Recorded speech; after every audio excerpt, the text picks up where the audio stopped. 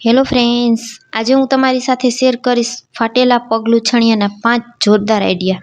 જ્યારે પણ પગલૂછણિયું આપણું આ રીતે ફાટી જતું હોય ત્યારે આપણે તેને કચરામાં ફેંકી દેતા હોઈએ છીએ, પરંતુ હવેથી આ વિડીયો જોયા પછી તમે પગલૂછણિયાને ક્યારેય પણ કચરામાં નહીં ફેંકો. સૌથી પહેલાં પગલૂછણિયામાં નીચે આ રીતે પ્લાસ્ટિક આવેલું હોય છે. આ પ્લાસ્ટિક ફાટી ગયું છે અને પગલૂછણિયું આપણું એકદમ સરસ ચમકદાર અને એવું ને એવું જ છે, તો આપણે તેનો ફરીથી ઉપયોગ કરશું. સૌ પહેલાં ચારે બાજુથી આ રીતે આપણે પ્લાસ્ટિકને કાઢી લેવાનું છે. ખૂબ જ સહેલાઈથી આ પ્લાસ્ટિક નીકળી જાય છે. અમે ઘરમાં જ રાખેલું પગલૂછણિયું છે, તો તેનો કલર પણ બિલકુલ ગયો નથી, તો હું ફરી પાછો તેનો રીયુઝ કરીશ. તમારા ઘરમાં પણ આવું પગલૂછણિયું હોય તો તમે પણ આ રીતે તેનો ઉપયોગ કરી શકો છો. હવે આપણે તેની ચારે બાજુ જે સિલાઈ મારેલી હોય તેને ખોલી લેવાની છે. તો આ રીતે બધી જ બાજુથી હાથની મદદથી આપણે સિલાઈને ખોલી લેશું. આ સિલાઈ એકદમ કાચા દોરાની હોય છે, તો તરત જ સિલાઈ નીકળી જશે. તમે જોઈ શકશો, મેં ચારે બાજુથી આ રીતે સિલાઈને ખોલી લીધી છે. હવે સૌથી પહેલાં આપણે આ કપડાને આ રીતે બેવડું કરી દેવાનું છે. એકદમ સરસ ઘડી કરી અને આપણે કપડાને બેવડું કરવાનું છે. જે ભાગ ચમકવાળો હોય તેને આપણે ઉપર રાખીશું અને થોડો ઝાંખો થઈ ગયો હોય એ ભાગને આપણે અંદરની સાઈડ રાખવાનો છે અને હાથેથી આ રીતે એકદમ સરસ ઘડી કરી લેશું. અને ત્યાર પછી આપણા ઘરમાં જે કિચન ટાવલનું હેંગર હોય તેમાં ટીંગાડી દેશું. તો તમે જોઈ શકશો, એકદમ સરસ કિચન નેપકિન બનીને તૈયાર થઈ જશે. આપણે જ્યારે પણ કિચનમાં કામ કરતા હોઈએ છીએ ત્યારે આપણે વારંવાર હાથ લૂવા પડે છે, તો આ રીતે તમે તેમાં હાથ લૂઈ શકો છો. આ કપડું ખૂબ જ સોફ્ટ હોય છે, તો હાથ એકદમ સરસ સાફ થઈ જશે. તો આ આઈડિયા તમને કેવો લાગ્યો તે કોમેન્ટમાં ચોક્કસથી જણાવજો. અને દેખાવમાં પણ તે ખૂબ જ સરસ લાગે છે.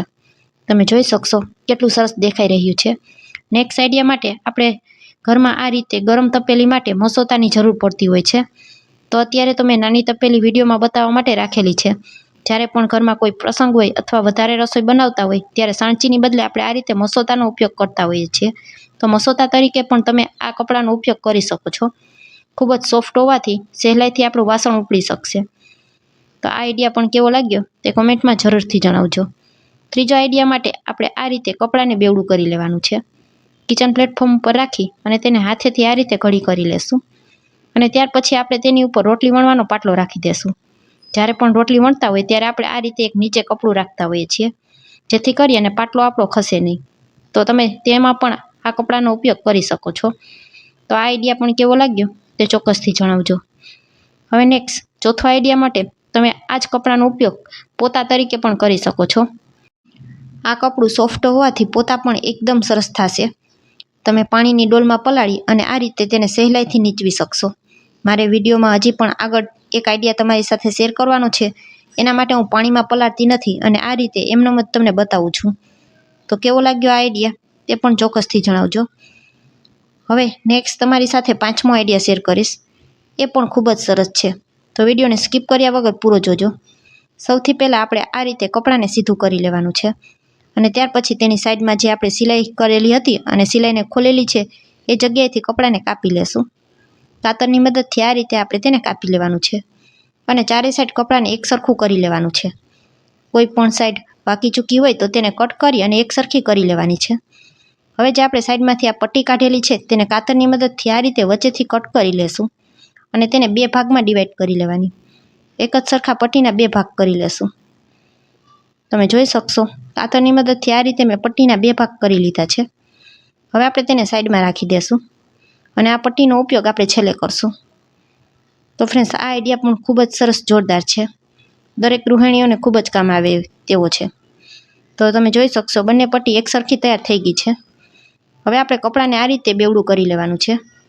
એક જ સરખા બંને છેડા ભેગા કરી અને હાથેથી આપણે તેને આ રીતે પ્રેસ કરી લેશું, જેથી કરી અને વચ્ચે જરા પણ ખોલ ન રહે. જે ચમકવાળો ભાગ હોય તેને ઉપર રાખવાનો છે અને જે કપડું ઝાંખું થઈ ગયું હોય તે ભાગને આપણે અંદરની સાઈડ રાખવાનો છે. તો સૌથી પહેલાં આ રીતે આપણે વધારાનું કપડું હોય તેને કટ કરી લેશું. તમે જોઈ શકશો એક સાઈડની પટ્ટી મોટી છે, તો કાતરની મદદથી આપણે તેને કટ કરી લેવાની છે. આ જ રીતે ચારે સાઈડથી કપડાને કટ કરી અને એક જ સરખી સાઇઝમાં તૈયાર કરવાનું છે. કોઈ બાજુ નાનું મોટું હોય તો કાતરની મદદથી આ રીતે કટ કરી લેવાનું. હવે આપણે નીચેની સાઈડ અને સાઈડની બાજુ બંને બાજુ સોય દોરો લઈ અને તેમાં સિલાઈ લગાવવાની છે. એક આ બાજુ અને એક આ બાજુ. ઉપરની સાઈડ આપણે ખુલ્લું રાખવાનું છે. તો અહીં સિલાઈ કરવા માટે આપણે આ રીતે ગોતળા કરવાનો જે જાડો દોરો આવે તેવા દોરાનો ઉપયોગ કરવાનો છે. કપડું વેલ્વેટનું હોવાથી ઝીણા દોરાથી તેમાં કામ કરશો તો તે દોરો ટકશે નહીં. ગોદડા કરવાની સોય અને ગોદડા કરવાનો દોરો જ ઉપયોગ કરવાનો છે. ઝીણી સોય પણ આમાં બેવડી વળી જશે. તમારી પાસે જો સિલાઈ મશીન હોય તો તમે તેમાં પણ સિલાઈ લગાવી શકો છો, નહીંતર હાથેથી પણ આ રીતે ટાંકા લગાવી લેવાના.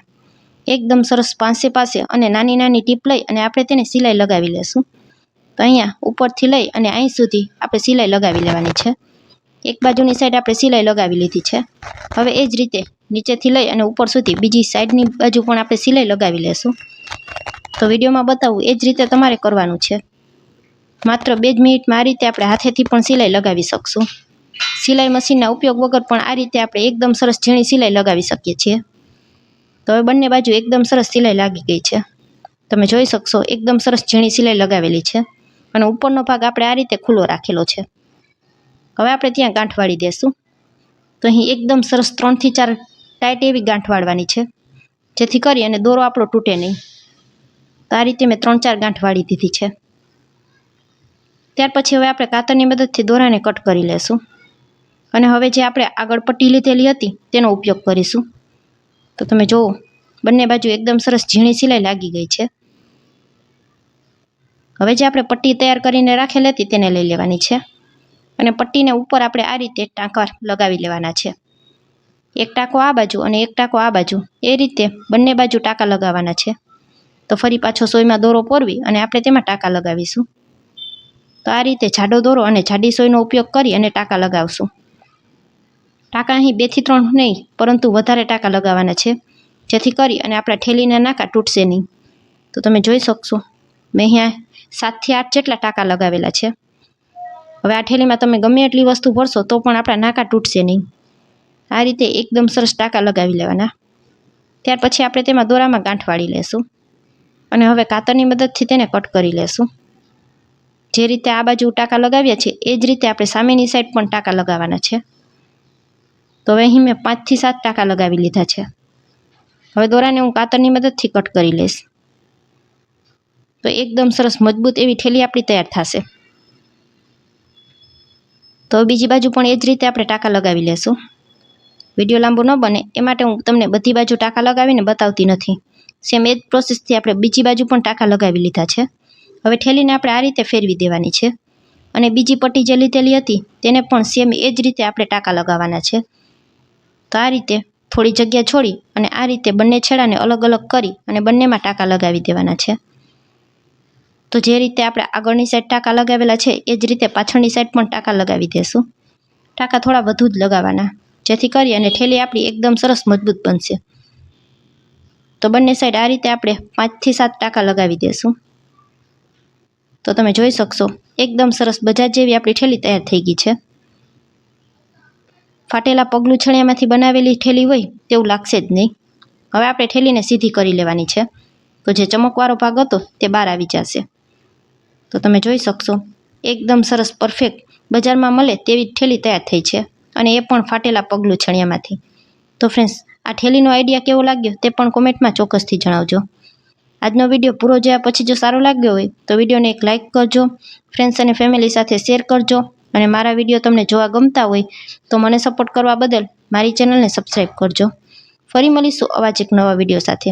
ત્યાં સુધી સૌને મારા જય માતાજી.